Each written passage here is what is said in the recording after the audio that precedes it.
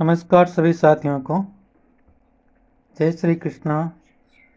स्वागत अभिनंदन है आपका अपने YouTube channel SK online hub में। आज हम भारत का जो संविधान है उसके जो महत्वपूर्ण फैक्ट हैं जो कि एग्ज़ाम्स में बार बार पूछे जाते हैं उनके बारे में हम अध्ययन वो करेंगे। तो इस समय जैसे RS की एग्ज़ाम होने वाली है इसके अलावा संगणक भर्ती की परीक्षा है, सूचना सहायक की है, पुलिस कांस्टेबल वाली है, महिला SI है। इन सभी परीक्षाओं के लिए ये जो क्लास है वो बहुत ही महत्वपूर्ण है और आप रिवीजन के तौर पर इस क्लास को देख सकते हो। तो चलिए चलते हैं अपने फैक्ट्स की तरफ। उसमें अपना पहला फैक्ट आता है जो कि कई बार एग्जाम्स में पूछा जा चुका है। संविधान निर्माण में कितना समय लगा, यानी हमारा जो संविधान बना था वो कितने समय में बना। तो ये बना था, संविधान निर्माण हुआ था इसका 2 वर्ष 11 माह 18 दिन भारत का संविधान बनने में लगा था। अगला अपना फैक्ट आता है, संविधान निर्माण में कितना खर्चा आया। यानी जब संविधान निर्माण हुआ था तो उसका जो खर्चा वो कितना हुआ। तो इसका खर्च 63,96,729 रुपये संविधान निर्माण में लगे थे। लगभग इसको हम बताएं तो 64 लाख रुपये इसमें वो खर्च हुए थे। 64 लाख रुपये लगे थे संविधान निर्माण में। अगला अपना फैक्ट आता है, संविधान दिवस कब मनाया जाता है। संविधान दिवस वो मनाया जाता है आपका 26 नवंबर को और इसकी शुरुआत हुई थी 2015 से। इसकी शुरुआत है वो हुई थी संविधान दिवस मनाने की। नेक्स्ट अपना फैक्ट है, विधि दिवस वो कब मनाया जाता है। तो विधि दिवस वो मनाया जाता है 26 नवंबर को और इसकी शुरुआत है वो 1979 से लक्ष्मी मल सिंघवी समिति की सिफारिश पर इसकी शुरुआत है वो हुई थी। तो जो विधि दिवस है ये जो रीट की एग्जाम हुई थी या उससे पहले जो एग्जाम्स हुए थे उनमें ये जो क्वेश्चन है वो पहले पूछा जा चुका है। तो इसको इन दोनों को आपको ध्यान में रखना है। एक है संविधान दिवस वो मनाया जाता है 26 नवंबर को और एक आता है विधि दिवस। ये दोनों ही 26 नवंबर को मनाए जाते हैं, लेकिन इनका जो परिप्रेक्ष्य है वो अलग अलग है, वो मैंने आपको बता दिए पहले। अगला अपना फैक्ट आता है इसमें, संविधान सभा के प्रमुख विचारक है वो कौन थे। तो संविधान सभा के जो प्रमुख विचारक थे वे तो हेनरी मैन जो कि ब्रिटेन के थे। संविधान सभा का निर्माण का प्रथम प्रयास वो कब हुआ। तो संविधान निर्माण का जो प्रथम प्रयास है वो हुआ था 1928 में नेहरू रिपोर्ट के रूप में हुआ था इसका। अगला अपना फैक्ट आता है, संविधान सभा के विचार के प्रतिपादक है वो कौन थे। तो इसके प्रतिपादक थे MN रॉय। नेक्स्ट अपना फैक्ट है, कैबिनेट मिशन भारत कब आया। कैबिनेट मिशन है वो भारत आया था 1946 में और इसमें 3 सदस्य थे जो कि कैबिनेट मिशन जो भारत आया था वो 1946 में आया था और इसमें 3 सदस्य थे। इसमें जो पैट्रिक लॉरेंस है वो अध्यक्ष था, दूसरा था इसमें स्टेफोर्ड क्रिप्स और तीसरा था इसमें AV अलेक्जेंडर। अगला अपना फैक्ट है, संविधान सभा में कितने सदस्यों का निर्धारण हुआ। जो संविधान सभा बनाएगी इसमें संविधान सभा के कितने सदस्य हो उसमें निर्धारित वो किए गए थे।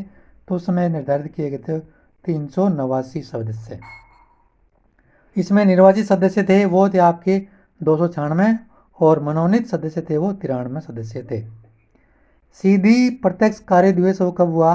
तो सीधी प्रत्यक्ष कार्य दिवस है वो हुआ था आपका 16 अगस्त 1946 को।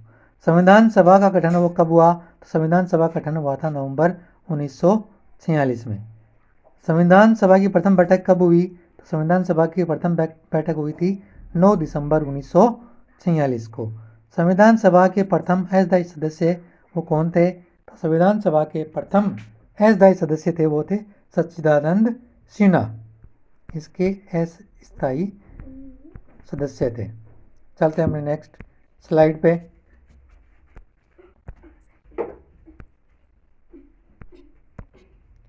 अगला अपना फैक्ट है, संविधान सभा की दूसरी बैठक कब हुई। पहली बैठक हुई थी 9 दिसंबर 1946 को और दूसरी बैठक हुई थी 11 दिसंबर 1946 को। अगला अपना फैक्ट है, संविधान सभा के स्थायी अध्यक्ष वो कौन थे। तो संविधान सभा के स्थायी अध्यक्ष है वो थे आपके राजेंद्र प्रसाद, डॉक्टर राजेंद्र प्रसाद।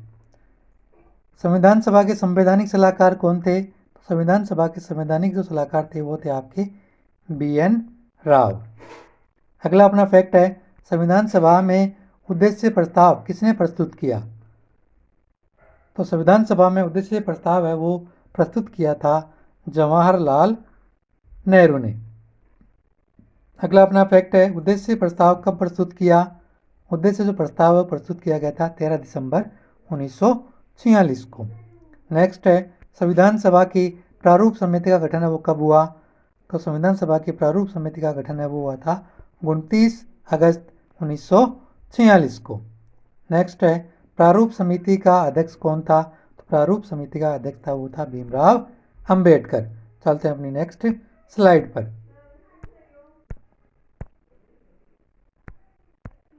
इसमें अपना पहला फैक्ट आता है, प्रारूप समिति के अध्यक्ष सहित कितने सदस्य थे? प्रारूप समिति में अध्यक्ष सहित कितने सदस्य थे? तो उसमें थे कुल 7 सदस्य अध्यक्ष सहित थे। उसमें भीमराव अंबेडकर वो अध्यक्ष थे। इनके अन्य जो सदस्य हैं वो इस प्रकार से हैं। अन्य सदस्य में उनके पहला नाम है KM मुंशी था। दूसरा नाम आता है मोहम्मद सादुल्ला का, जो कि मुस्लिम लीग से थे।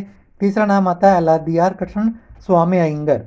चौथा आता है गोपाल स्वामी अयंगर। और इससे अगला नाम आता है DP खेतान। और इसकी मृत्यु होने पर इसकी जगह पर DP खेतान की जगह पर कृष्णामाचारी को इसका जो सदस्य वो बनाया गया था। और ये जयपुर से संबंधित थे, यानी जयपुर जिले से संबंधित थे। फिर अगला सदस्य वो है आपका BL मित्तर।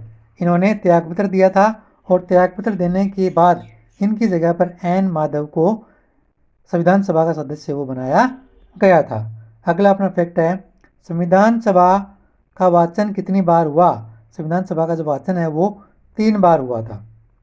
नेक्स्ट अपना फैक्ट है, संविधान सभा की अंतिम बैठक कब हुई? तो संविधान सभा की अंतिम बैठक है वो 24 जनवरी 1950 को हुई थी।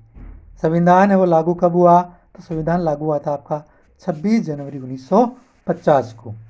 अगला अपना फैक्ट है, भारतीय मूल संविधान में 22 भाग, 8 अनुसूचियां और 395 अनुच्छेद थे। ये भी प्रश्न है वो बहुत बार पूछा जा चुका है कि मूल संविधान में कितने भाग, कितने अनुसूचियां और कितने अनुच्छेद थे। तो इसको आपको ध्यान में रखना है। चलते हैं अपनी नेक्स्ट स्लाइड पे। नेक्स्ट स्लाइड में अपन देखते हैं, पहला फैक्ट आता है इसमें, संविधान सभा में महिलाओं की संख्या वो कितनी थी? संविधान सभा में महिलाओं की संख्या थी 15। नेक्स्ट अपना फैक्ट है, संविधान पर हस्ताक्षरित महिलाओं की संख्या कितनी थी? तो इसमें देखिए 2 फैक्ट हैं। संविधान सभा में महिलाओं की संख्या तो थी 15, और संविधान सभा की जो पुस्तक थी, यानी संविधान सभा जो लिखी गई थी, उसमें हस्ताक्षर वो कितनी महिलाओं ने किया? तो उसमें हस्ताक्षर किया था 8 महिलाओं ने। संविधान पर प्रथम हस्ताक्षर वो किसने किया? तो संविधान पर प्रथम हस्ताक्षर है वो जवाहरलाल नेहरू ने किया। संविधान पर अंतिम हस्ताक्षर वो किसने किया? संविधान पर अंतिम हस्ताक्षर वो डॉक्टर राजेंद्र प्रसाद ने किया था। संविधान सभा के सदस्य कौन नहीं थे? संविधान सभा के सदस्य वो कौन नहीं थे? तो इसमें आपका नाम आता है JP नारायण का, महात्मा गांधी का, BN राव का और जिन्ना का। ये संविधान सभा के सदस्य वो नहीं थे। अब जो 3 महत्वपूर्ण रियासतें थी उनका जो विलय वो किस प्रकार से हुआ था? उसमें पहली रियासत आती है जम्मू कश्मीर।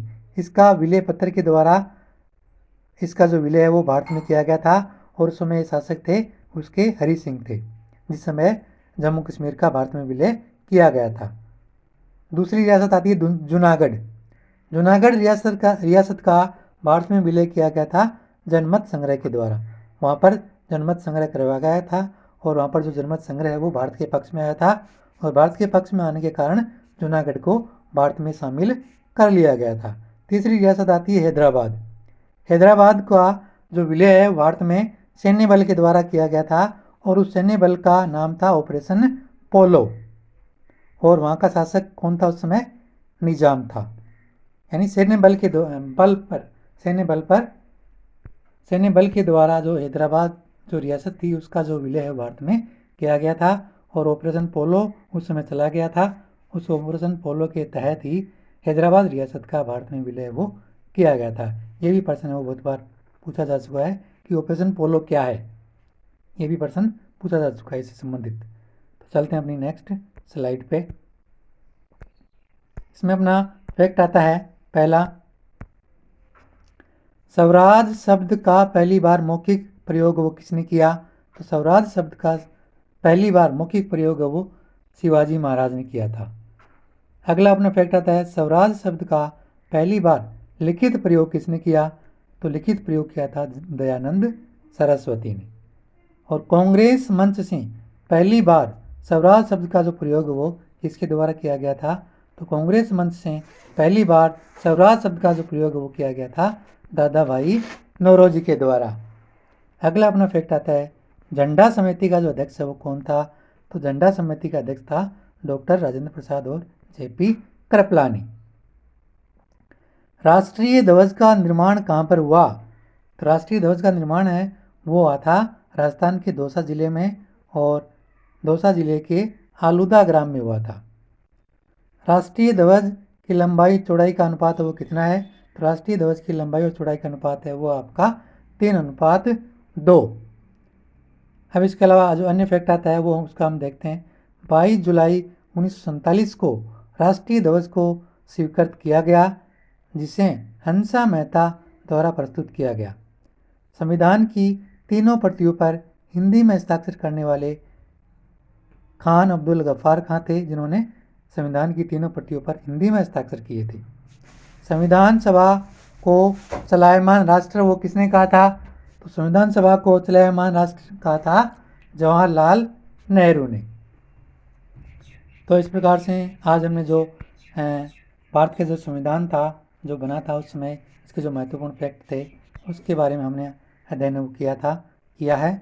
और इसी प्रकार से अगर आपको क्लास ये अच्छी लगती है तो इसी प्रकार की क्लास पाने के लिए अभी तक जिन्होंने चैनल को सब्सक्राइब नहीं किया है वो चैनल को सब्सक्राइब करें, और जो प्रतियोगी परीक्षाओं की तैयारी कर रहे हैं आपके दोस्त मित्र हैं उनको आप ये क्लास शेयर ज़रूर करें। वीडियो देखने के लिए आप सभी प्रतिभागियों को धन्यवाद।